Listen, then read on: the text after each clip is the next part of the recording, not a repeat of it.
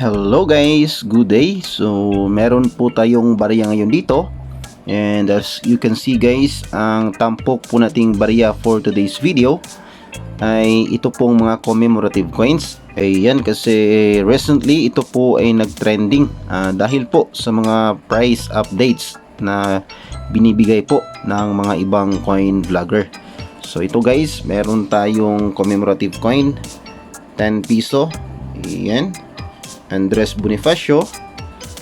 Meron din tayo ditong Apolinario Mabini na commemorative coin, and itong kay General Miguel Malvar, and then last itong kay General Antonio Luna. And actually ito po yung pinaka trending. Ayan, so ito po yung i-feature natin today. Unahin po natin itong commemorative coin ni General Antonio Luna. Actually napag-usapan na po natin ito sa mga nakaraang video natin, but today ay i-update po natin kung magkano ba talaga ang katotohanang presyo or price appraisal, price update po ng baryang ito, itong commemorative coin ni General Antonio Luna. So ayan, at i-review na rin po natin ang reverse, ang overs, at ang counting features po ng baryang ito. But before po tayo magpatuloy ay mag-intro muna tayo.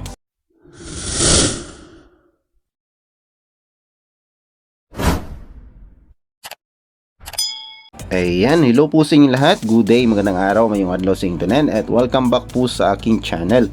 Kumusta po kayong lahat? Sana po ay nasa mabuti kayong kalagayan.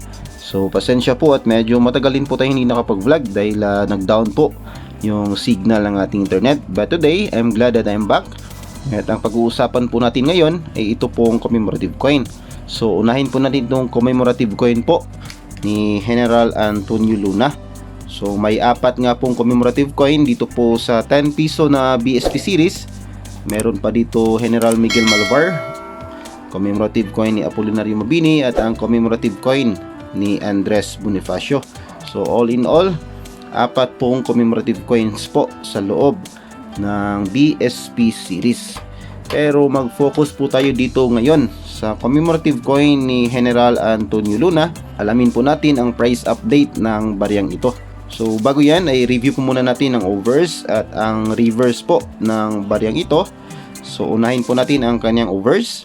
So dito po sa kanyang overs makikita natin ang portrait facing front.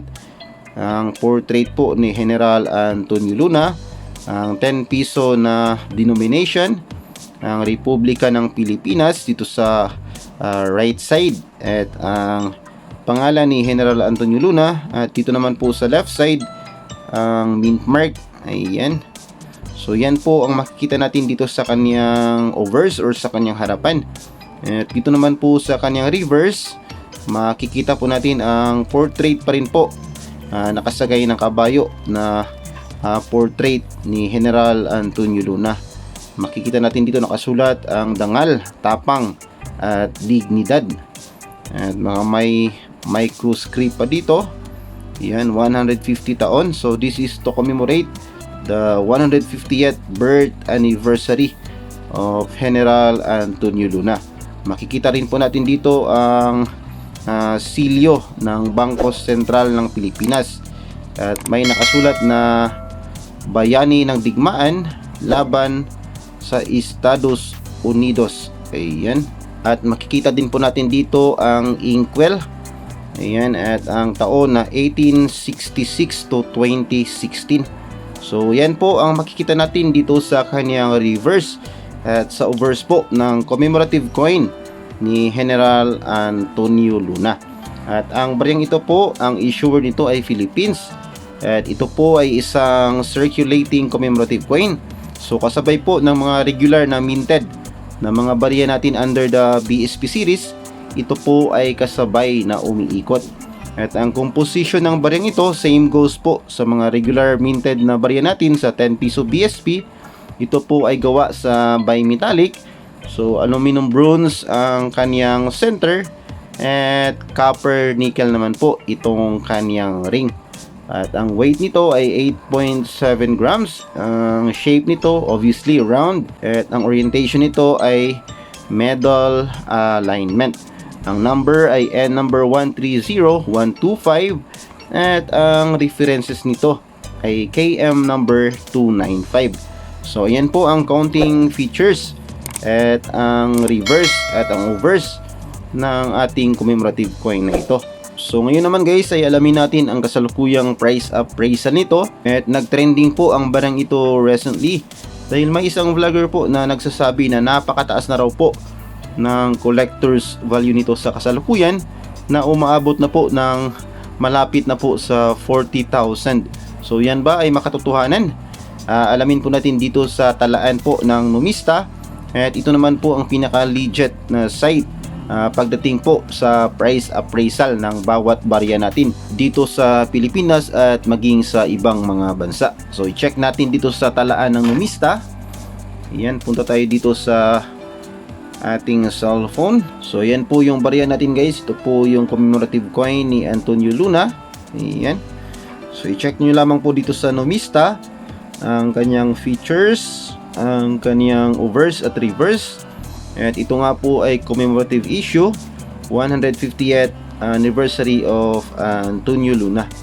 So ayan guys, punta tayo dito sa kaniyang price update, price appraisal. Ayan, so year 2016 po ito. Ito po yung pinakahuling commemorative coin under the BSP series. So dito guys ay may apat po siya na price appraisal, and as you can see, wala pong 4 digits dito. So sa kanyang very fine 20 pesos, sa kanyang extra fine 100 pesos, sa AU or almost uncirculated ay 100 pesos, at sa kanyang uncirculated na condition ay 150 pesos. So ayan guys, ito po yung legit talaga na price appraisal na makikita natin dito sa Numista. And kung mapapansin nyo po, napakalayo po sa estimated na sinasabi po ng isang vlogger na umaabot na raw sa 40,000 or almost 40,000. So ito nga po ay isang commemorative coin. So ito po ay kasama sa mga regular minted natin na BSP series na 10 piso. Ito po ay considered as legal tender. So nothing is special sa baryang ito aside from being a commemorative coin. So ito ay may mintage na 10 million. Ayan, as you can see. And napakarami po ng 10 million. So hindi po natin masasabi na rare or mahirap mahanap ang baryang ito. Ito po ay madali lang pong mahanap, at ito po ay umiikot pa rin po sa ating circulation. And actually meron po akong naitabi nito mga 4 or 5 pieces na po yata. At may mga nakikita pa po ako nito sa circulation. Hinahayaan ko na lamang po kasi ito po ay madalas ko pa pong makikita kapag nagko-coin hunting po ako. At ito po ay common coin pa lamang. At taliwas sa sinasabi na napakalaki na po ng presyo nito, na umaabot na po ng almost 40,000. So ayan guys, sana malinawan po ang lahat ng ating mga viewers, at para naman po hindi ma-generalize yung mga vlogger, yung mga coin vlogger specifically na nagsasabi po ng mga makatotohanang presyo dito po sa ating mga barya.